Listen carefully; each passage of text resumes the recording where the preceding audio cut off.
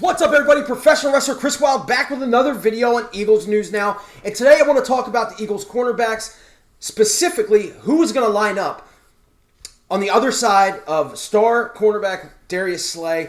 Now look, it's been such a long time since the Eagles have had a number one cornerback. The last number one corner, true number one corner that I remember the Eagles having is Asante Samuel years ago. Just saying his name almost makes me want to tear up because that's how long it's been. And if you followed my videos, you know, especially during the game review, or the game review videos, I have absolutely went nuts over how putrid the Eagles secondary has been. I think at games like this year's game against the Vikings and the year before that against the Saints, where it's just been, it's hard for me to even talk about right now to this day. So let's talk about some more positive things. I think the Eagles have done a lot to their secondary this year to reshape it, whether it's the coaching or just some of the pieces, going out and getting a Nickel Roby-Coleman, who I think is an underrated slot corner. They've already got Crayvon LeBlanc and Avonte Maddox to also fill into that role, but it just seems like they don't have somebody to fill in on the to take on the number twos, number two and number three wide receivers. Rasul Douglas is still here. I doubt he's going to be that guy, but there are a couple guys, and I was reading an article from Bleeding Green Nation, and it got me thinking of who could possibly be the number two corner for the Philadelphia Eagles. And let's talk about him. Let's talk about Avonte Maddox. That guy, he is the guy I believe that the Philadelphia Eagles want to be their number two cornerback. Let's go through some of his positives. Obviously, this dude is a smart cornerback. Was picked in the fourth round of the 2018 draft. He understands situations really well. He can run with guys downfield and play the ball in the air. He's got really explosive hips and can cover inside and out. Awesome at breaking up balls. And at times, if you look at his eyes, he can tell when the wide receiver is going to go for the ball and he'll swat it away. I think that's great. Also very competitive in the run game, only being 5'9" and having 183 pounds. He is, for an undersized guy, he is like a little pit bull in there when it comes to taking down a runner. Now, the negatives. Again, I said he's small. But, and look, I know we're talking negatives here, but even though he's small, he really gets beat on the jump ball. He gets beat at the line of scrimmage by wide receivers a lot. I think about that Davante Adams game against Green Bay last year where Davante Adams absolutely owned him. Luckily, he's not going to have to line up against Davante Adams because Darius Slay will. His arm length makes it hard to stop wide receivers from getting that free release at the line. However, I do think that he could survive in that role, being taken on the number two and number three wide receivers. I really do. The other guy is Sidney Jones.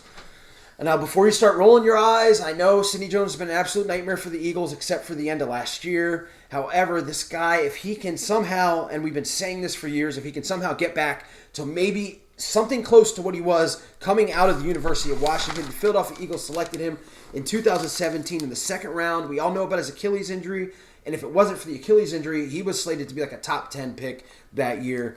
Unfortunately, it seems like he still hasn't gotten over that injury. However, let's go through some Sidney Jones positives. He's got really good instincts. He's physical when the ball is in the air. Good in man coverage. Comes under routes when playing close to the line of scrimmage, and he knocks the ball away. I think about that Dallas game at the end of the year, that last play for the Dallas offense. And he presses wide receivers at the line of scrimmage, which Avonte Maddox has trouble with. He's also competitive in the run game and is a really solid tackler. Now, the negatives of Sidney Jones, and the really big one for me, and I think you can say this about Avonte Maddox too, is wide receivers, especially really fast wide receivers, they kill him. They just absolutely kill him. I think about that Vikings game, man. Stephon Diggs just annihilating all the Eagles' corners. They get past him pretty easily. And I think that's his biggest negative. He only had 205 snaps in press coverage last year. I think this is a guy that can maybe play in some dime situations. And again, it depends on how he comes into these offseason programs. And maybe he's finally got his head back to where it needs to be. He won't have to face, like I said about Avonte, he will not have to face the number one guy. He's not going to have to, which he had to last year and the year before. So those are the two guys that I would say would be, as of right now, would be be the number 2 corner on the other side of Darius Slay. Now, there are some free agents out there. Everybody's talking about Logan Ryan. Look, Logan Ryan's a slot corner too, guys. Like, I mean, could he possibly play outside? I guess, but he's more a slot guy. And then there's an older cornerback out there that the Eagles could possibly pick up, and Aqib Talib. He's 34 years old. However, it is an option. It is an option there to bring in a veteran. So there are those guys. And then there's a dark horse to me to play that other side. And just hear me out. Jalen Mills, I know he's supposed to take the Malcolm Jenkins role and play in safety, but I really love Kavon Wallace, the safety that the Eagles picked up from Clemson in this year's draft. And I really think that he's going to win that job, which means you're going to need somewhere for Jalen Mills, and why not just put him back to where he was the past couple years. Now, I know we're all thinking about all the double moves that were put on him, and again, it's a nightmare. But once again, you're going to have a Darius Slay that is going to be taking out the number 1 wide receiver and he's going to cause a lot of attention from opposing offenses. So who knows? It's a possibility. It's a real possibility.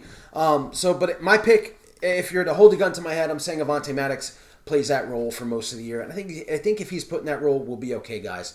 That's all for right now. I feel like I've taken up a lot of your time talking about this, but it is a question that's put out there, guys. I have a couple other videos planned for this week. Thanks to all the new subscribers. Thanks to all the old subscribers. As always, like and share. And if you're not a subscriber, why the hell not? We're talking Philadelphia Eagles all the time here, even when there's nothing to talk about, as there's no sports and no football yet. But we're looking towards 2020, what I think is going to be a friggin' awesome year for the Philadelphia Eagles. I can feel it in the air with all the workouts, all the good vibes, all the good juju. If you remember last offseason, you had all the dumb articles about how the teammates don't like Carson Wentz, and it was just a lot of bad stuff. This year, quite the opposite, man. It's just a lot of good things in the air for this team. And hopefully, the Eagles corners do a lot of good things in the air. You see what I did there? Anyway, as always, go Birds, and I'll see you guys later. E-A-G-L-E-S Eagles! E-A-G-L-E-S Eagles! I need Eagle Nation to stand